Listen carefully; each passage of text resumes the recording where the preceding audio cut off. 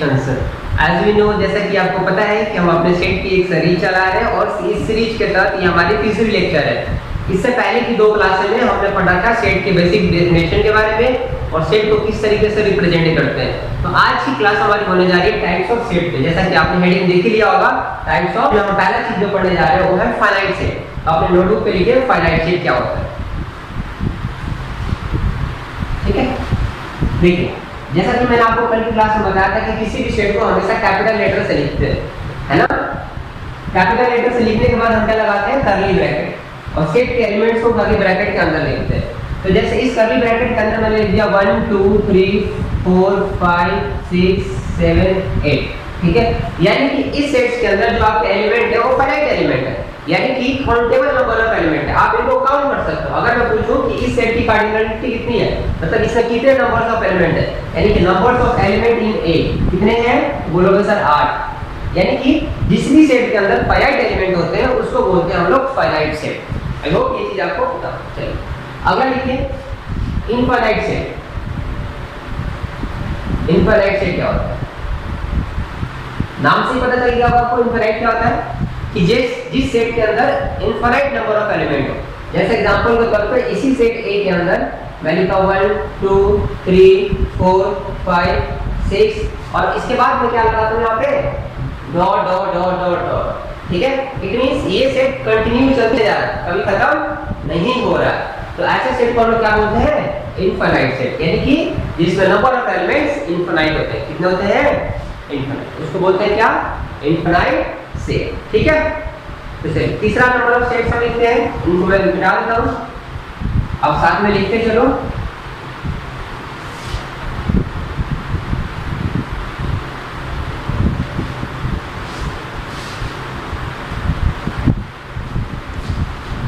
तीसरे number of set पे लिखिए, ठीक है।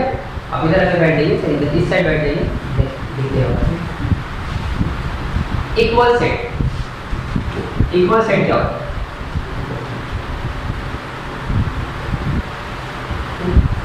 सपोज हमारे पास एक सेट ए है, उसके अंदर मैंने डाल दिया a, b, c, d, e, और सेट b है again a, b, c, d, e।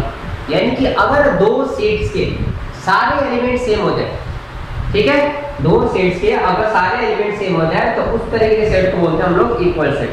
अब देखो सेट ए के अंदर भी ABCDE है और सेट बी के अंदर भी ABCDE है, तो ऐसे सेट को क्या बोलेंगे, equal set. It means A is equal to B, ठीक है। देखो मैंने कल बताया था कि सेट के अंदर आप एलिमेंट्स का ऑर्डर को चेंज कर दोगे तो उसे सेट पे बेसिकली कुछ चेंज नहीं होता है। जैसे मैंने यहाँ पर ABCDE लिखा है तो मैं इसी सेट को BACDE लिखूंगा, तो इसका मतलब ये नहीं होगा कि दोनों अलग अलग सेट हो गए, नहीं, ठीक है। एलिमेंट्स का ऑर्डर चेंज है बट सेट वही है, यानी कि सेट के अंदर हम एलिमेंट का ऑर्डर चेंज कर सकते हैं, किसी को पहले किसी को बाद में लिख सकते हैं, तो इससे सेट के चेंज नहीं होगा, ठीक है। तो ये दोनों इक्वल सेट हो गए। यानी कि इक्वल सेट से एक और बात निकल के आती है क्या, कि दोनों सेट में एलिमेंट्स भी सेम होने चाहिए। क्या होने चाहिए, एलिमेंट्स भी सेम होने चाहिए, है ना। और उसके साथ साथ आपके नंबर्स ऑफ एलिमेंट इक्वल होना चाहिए। Numbers of element in A is equal to numbers of elements in B, तब जाके कहेंगे हम इक्वल सेट है। और इसी को हम क्या बोलते हैं, कार्डिनलिटी। क्या बोलते हैं इसको, नंबर्स को ही बोल देते हैं कार्डिनलिटी ऑफ सेट, है ना। कार्डिनलिटी ऑफ सेट बराबर होने चाहिए, ठीक है। कार्डिनलिटी है CARDINALITY, कार्डिनलिटी ऑफ सेट, ठीक है। आगे बढ़ते हैं, इसी से मिलता जुलता एक है, वो है इक्विवेलेंट सेट। इक्वल सेट से मिलता जुलता क्या है, इक्विवेलेंट। लेकिन बेसिक हल्का सा अंतर है इनके बीच में। क्या अंतर है अभी मैं आपको समझाता हूं। जैसे देखो अभी हमने इक्वल सेट पढ़ा, अब मैं इक्विवेलेंट सेट के बारे में बता देता हूं।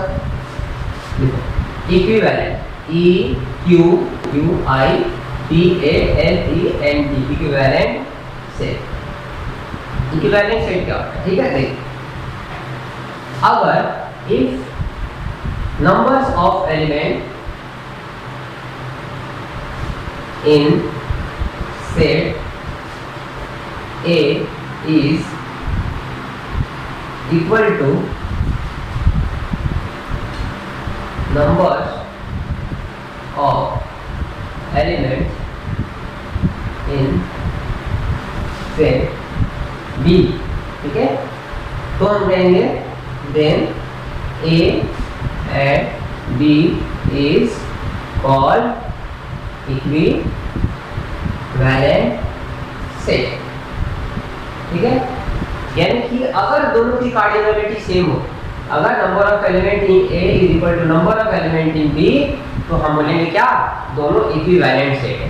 एग्जांपल के तौर पे जैसे मान लो ए के अंदर डाल दिया 1 2 3 4 और बी के अंदर डाल दिया मैंने ए बी सी डी।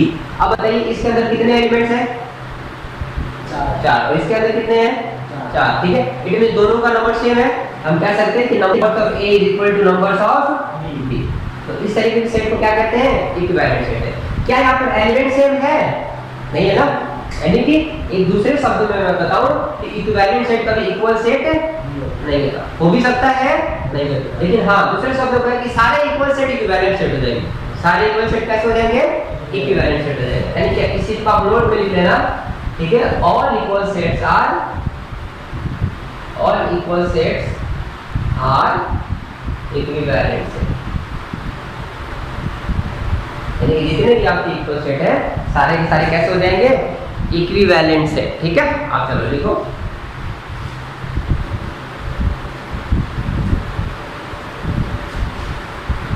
आप अच्छे से इस चीज का नोट्स बनाइएगा, है ना, ताकि बाद में कुछ भी दिक्कत ना आए।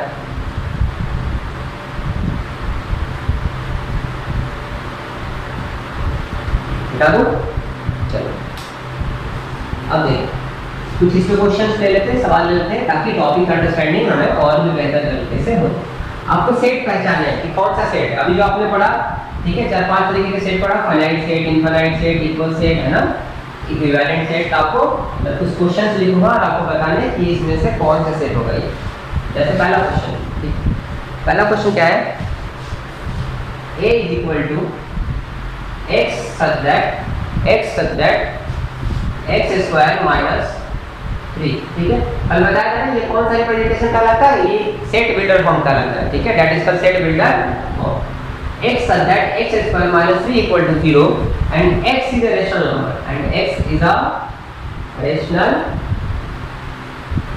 number, ठीक है। तो चलिए अभी जो मैंने लिखा है ये सेट बिल्डर फॉर्म में लिखा हुआ है, सेट बिल्डर फॉर्म, ठीक है। कल रिप्रेजेंटेशन ऑफ सेट पढ़ाया था मैंने, उसमें मैंने बताया था कि जनरली सेट को दो तरीके से लिखते हैं, एक सेट बिल्डर फॉर्म और एक रोस्टर फॉर्म। तो सेट बिल्डर फॉर्म में हम लैंग्वेज में लिखते हैं और रोस्टर फॉर्म में मैं इसको लिखूंगा। अब इसी चीज को मैं रोस्टर फॉर्म में कन्वर्ट करने जा रहा हूं, ठीक है। अब देखो ध्यान से देखो, x के बारे में क्या कहा गया है कि x square minus 3 equal to 0। तो जब मैं इसको सॉल्व करूंगा तो क्या आ जाएगा, x स्क्वायर इक्वल टू 3।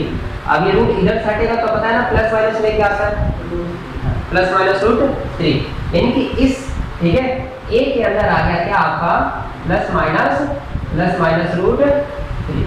लेकिन मजे वाली क्या बात है कि उन्होंने x के बारे में बताया कि रेशनल नंबर है, x कैसा है यहाँ पे, रेशनल नंबर है।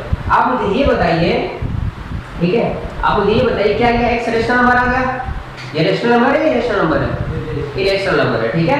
यानी कि हम कह सकते हैं कि since x is irrational number, x कैसा नंबर है, इरेशनल, ठीक है, x इज इरेशनल नंबर। तो अगर x इरेशनल नंबर है बट सेट A के अंदर हमें क्या चाहिए, रेशनल नंबर चाहिए, तो क्या इस सेट के अंदर कोई एलिमेंट्स आएगा, क्या कोई एलिमेंट्स आएगा, ये इसके अंदर नहीं आएगा ना, तो ये बन जाएगा आपका एम्प्टी सेट। क्या बन जाएगा, ये एम्प्टी सेट। चलो ये चीज छूट गई थी, ठीक है। एम्प्टी सेट होता है जिसके अंदर कुछ भी एलिमेंट ना है, जिसके अंदर कुछ भी एलिमेंट, यानी कि सेट A कैसा बन जाएगा हमारा, एम्प्टी सेट। इसको क्या बोलेंगे, एम्प्टी सेट। तो एम्प्टी सेट को लिखने का एक और तरीका होता है, हम उसको फाई से भी डिनोट करते हैं, फाई को भी बोलते हैं क्या, एम्प्टी सेट, ठीक है। ये ऐसे डब्बा बना के, बॉक्स बना के कुछ भी मत लिखो, उसका मतलब ये होता है एम्प्टी सेट। एम्प्टी सेट का एक और नाम होता है वॉइड सेट, नल और वॉइड सेट, नल या वॉइड, ठीक है। एम्प्टी सेट के 3 नामों से जानते हैं, एम्प्टी, नल और वॉइड। इसके अंदर कुछ भी एलिमेंट ना है, इसके अंदर कुछ भी एलिमेंट ना है।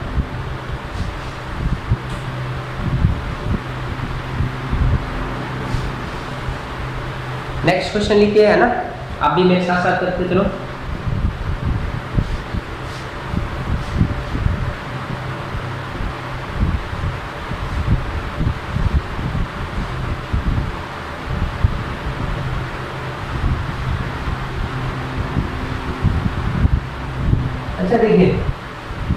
एक होता है आपका सिंगलटन सेट। सिंगलटन सेट मतलब क्या होता है, ध्यान दीजिए, सिंगलटन सेट है ना, नाम से पता चल रहा है, सिंगल का मतलब क्या होता है, अकेला, ठीक है। यानी कि ऐसा सेट होगा जिसके अंदर सिर्फ एक ही एलिमेंट होगा, जिसके अंदर सिर्फ एक ही है, यानी कि having only one element, having only one element, ठीक है। तो ऐसे सेट को बोलते हैं क्या हम लोग, सिंगलटन सेट। जैसे सेट ए के अंदर जैसे मान लो कि डाल दिया, मैंने 1 डाल दिया, तो इसके अंदर क्या एक एलिमेंट है, इसका नाम क्या हो जाएगा, सिंगल, ठीक है। जैसे सेट बी के अंदर मैंने डाल दिया क्या, 5। देखो एक्चुअल 5 क्या है कि 5 एक नल सेट है, 5 कैसा सेट है, नल सेट है, वॉइड सेट है, एम्प्टी सेट है। लेकिन 5 किसके अंदर आ रहा है, इस डब्बे के अंदर आ रहा है, तो जो भी चीज इस डब्बे के अंदर आता है तो सेट कहलाता है। क्या कहलाता है, सेट। यानी कि ये भी आपका एक एलिमेंट है, इसको क्या काम करेंगे, एक एलिमेंट है ना, ये भी कैसा हो जाएगा आपका सिंगलटन सेट। समझ में आई बात, ठीक है। अब जैसे क्वेश्चंस लेते हैं, क्वेश्चंस में मैं देता हूं आपको, set A is equal to x such that x, ये सेट बिल्डर फॉर्म में लिखने का तरीका होता है x such that x, है ना, इसको बोलते हैं such that, ठीक है। x is an even prime number, आपको बताना है कि कौन सा सेट हो जाएगा।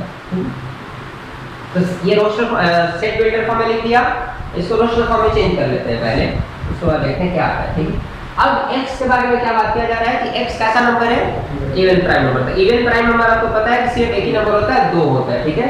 यानी कि a के अंदर सिर्फ क्या आ जाएगा, 2। इसके अंदर कितने एलिमेंट्स आ गए, एक आया ना, इसको क्या बोलेंगे हम, सिंगलटन सेट। क्या बोलेंगे इसको, सिंगलटन सेट, ठीक है। इसको फाइनाइट सेट भी कह सकते हैं, क्योंकि नंबर ऑफ एलिमेंट क्या है, फाइनाइट है, हम काउंट कर पा रहे हैं। जब भी हम एलिमेंट्स को काउंट कर पाते हैं उसको क्या बोलते हैं, फाइनाइट सेट, ठीक है।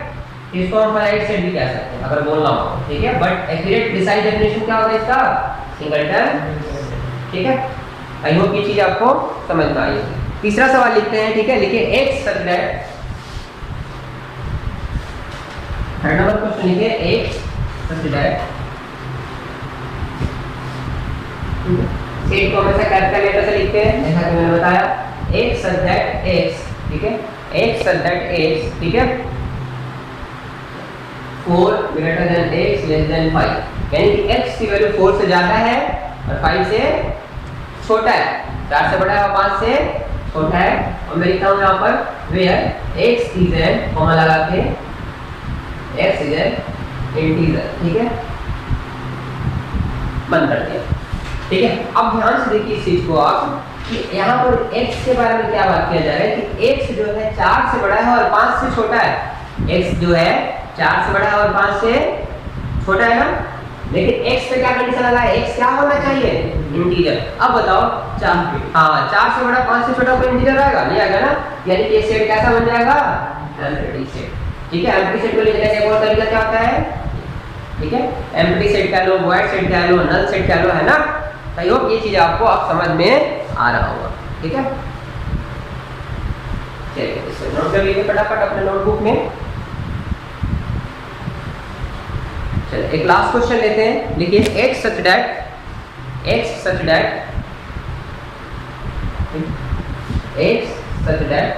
x square equal to 25, x such that, इसको कुछ नाम दे देते हैं c, where x is an odd integer, x is an odd integer। जब इसको हम सॉल्व करेंगे तो इसी के अंदर आपको पता है कि x के बारे में क्या कहा जा रहा है, x स्क्वायर इक्वल टू 25, तो x की वैल्यू क्या क्या हो सकती है, प्लस माइनस 5, है ना, प्लस माइनस 5, माइनस का 5 और प्लस का 5। अब क्या कह रहा है, x आपका ऑड इंटीजर है, क्या माइनस 5 ऑड इंटीजर है, हाँ है, ऑड इंटीजर है, नहीं है, 5 भी तो ऑड इंटीजर है, ठीक है। यानी कि इस सेट के अंदर कैसे एलिमेंट आ गए, 2 एलिमेंट आ गए ना, यानी कि क्या हो जाएगा आपका, इसको क्या बोलेंगे, फाइनाइट सेट बोलेंगे। नंबर ऑफ एलिमेंट्स क्या है, फाइनाइट है ना, it is called finite. Singleton तो बोल नहीं सकते क्योंकि 2 एलिमेंट आ गए, एम्प्टी तो बोल नहीं सकते क्योंकि एलिमेंट आ गए, इनफाइनाइट तो बोल नहीं सकते, है ना, तो क्या बोलेंगे इसको, फाइनाइट सेट, ठीक है। अब देखो थर्ड क्वेश्चन नहीं, 5वां क्वेश्चन होगा ना,